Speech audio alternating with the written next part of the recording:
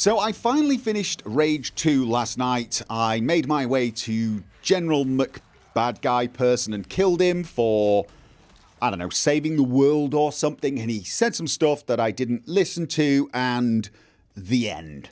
So that was pretty much it. And I've got to tell you, my first impressions video pretty much states everything about this game, and nothing has changed beyond really just confirming what I said in that video, and probably just emphasizing even more that the game gives me no reason to care about anything beyond just shooting everything. It really, there's just nothing to this game. There is a story. It's not even the fact that the story seems to be pretty bland and boring. It is. And it's not the fact that the characters are bland and boring and generic. They are. It's the fact that the game doesn't even try to give me a reason to care.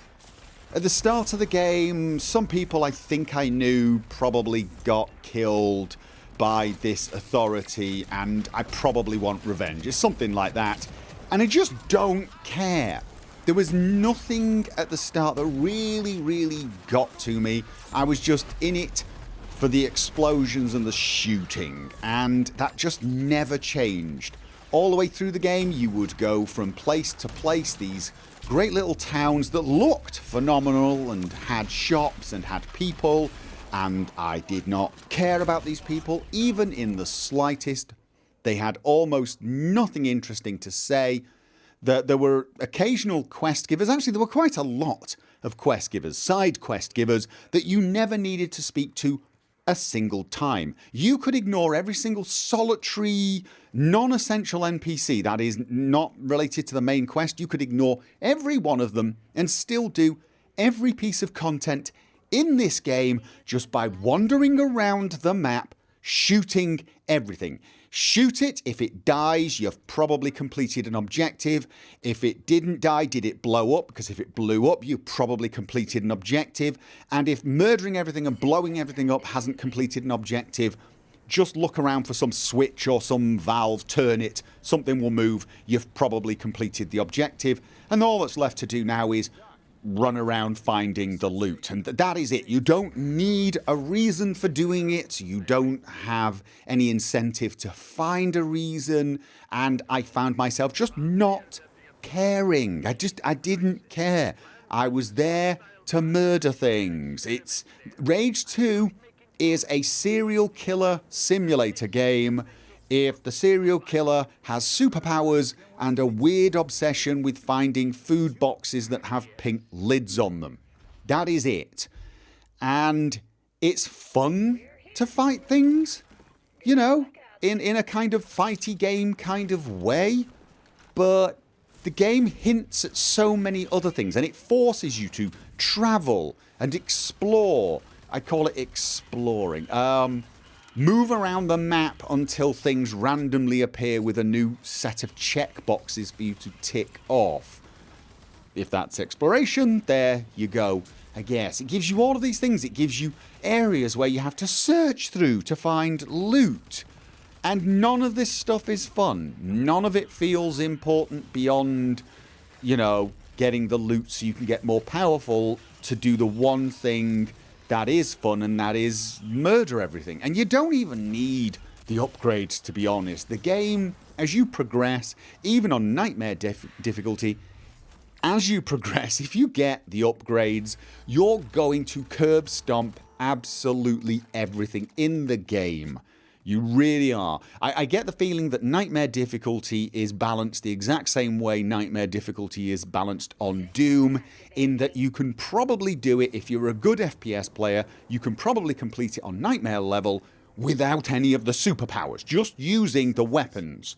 And I say weapons, I mean the shotgun. Just use the shotgun, and occasionally there are one or two enemies where the rocket launcher seems to be useful, but beyond that, shotgun. It's if you don't use powers, it might be useful to use something, one of the slightly more distant range weapons. Probably the assault rifle, the one you start with. Honestly, some of the other weapons, they're fun. Some of the other weapons are fun. The plasma thing and the sniper rifle thing. I don't even remember what they're called. Hyper cannon. Hyper cannon. They're sort of fun. Oh no, the hyper cannon is definitely useful for taking out the authority sentries. That is absolutely 100% the best weapon for the authority sentries. So hyper cannon, shotgun, and probably the assault rifle and the rocket launcher. There you go. Those 4 weapons, very few powers needed. You could probably finish it on Nightmare difficulty without the powers.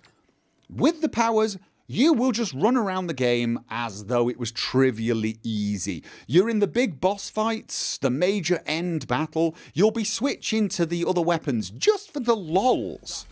Just for the lols. You'll just be... because you're bored of shooting people with a shotgun temporarily. Actually, that is one thing the game does well. You can shoot people with a shotgun many, many times before it becomes marginally boring, and then you quickly switch to another weapon for about 20 seconds, and you get it out your system, and then you switch back to the shotgun and think, oh yeah, I miss this. Because that side of things is pretty good.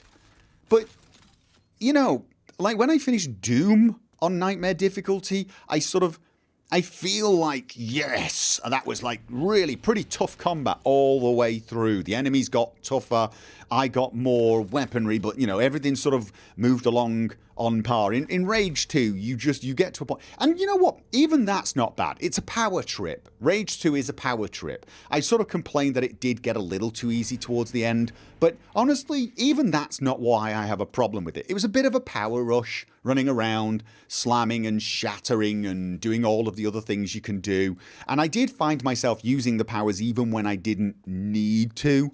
I tended to use the overdrive power to heal myself rather than medkits, just to conserve medkits that I didn't need to conserve because I had more stuff than I needed, but it was like a fun little thing for me. I took it as a minor sign of failure when I occasionally had to use a medkit, because I hadn't managed to sort of, you know, play using the powers well enough that I was pretty much immortal, and so I'm setting myself up arbitrary little sillinesses like that. But you know, that isn't what bothers me about the game. So the combat is fun, it is a bit of a power trip, occasionally marginally easy, but the real problem with the game is I just don't know why I played it beyond the violence.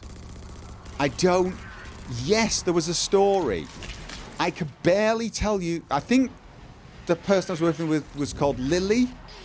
The main character... I remember Dr. Kvazir, but that's because he was in the first one. And I remember the woman was called Hagar because she was related to to Dan in the first game.